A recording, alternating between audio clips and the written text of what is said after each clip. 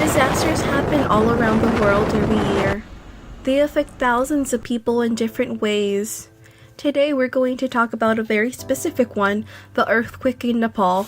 Basic science behind the disaster. On April 25, 2015, buildings fell, people were injured, and families were torn apart in Nepal. This was caused by an earthquake that erupted near Lamjung, directly where the epicenter was located. The earthquake's magnitude was a 7.8 on the moment magnitude scale, which measures the size of the events in terms of how much energy is released, specifically the amount of movement in the rock. Earthquakes are caused by movements in a geologic fault. The stress applied to rocks causes them to fracture and shift, which sends seismic energy waves. The earthquake in Nepal caused compressional stress in the convergent boundary, which pushes the two plates of Earth's crust together. Earthquakes can also send aftershocks, a smaller earthquake after the main event, which leads back to more destruction. The specific disaster was clearly identified, and the geological setting/condition that caused it was well explained. The convergence between the Indo-Australian and the Asian plates started the eruption.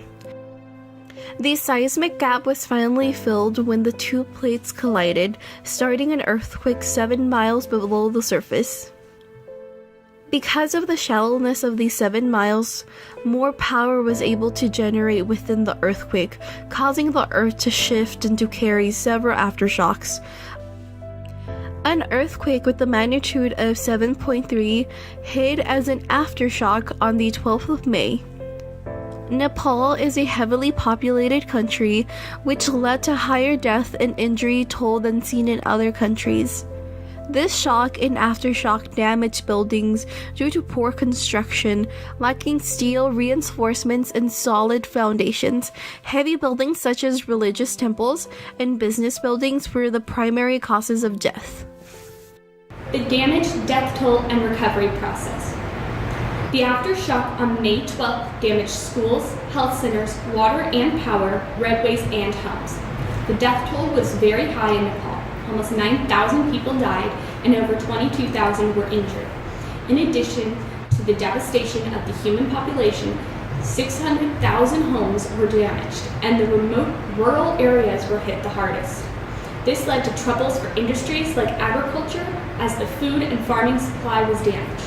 The tourism industry generated by the religious temples was set back by the quake, destroying cultural and religious artifacts.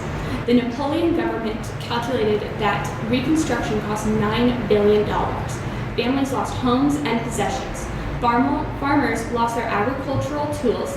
Half of the schools which were destroyed, leaving 1 million children out of school. Water and sanitation purity suffered. Due to the instability and unrest, women and children were increasingly vulnerable to forced marriage and trafficking. The recurrence and frequency of similar disasters within the region.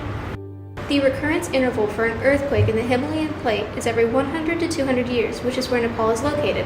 Within the last century, there have been 3 magnitude 6 or higher earthquakes within 250 kilometers of the 2015 earthquake in Nepal.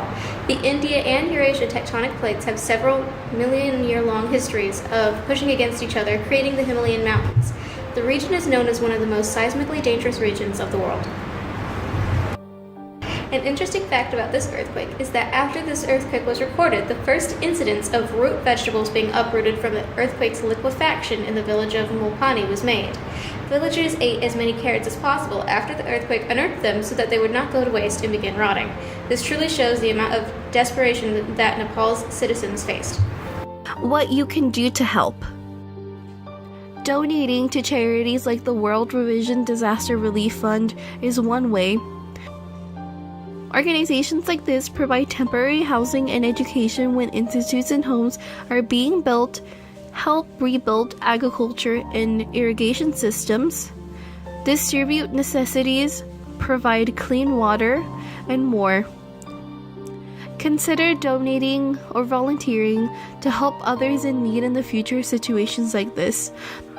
The country of Nepal can also prevent damage in the future by practicing stronger building codes, eliminating partially mixed cement when creating foundations for new buildings, and placing steel reinforcements on buildings. We hope that this video helped you learn something new today. Thank you for watching, and everybody have a great day. Bye!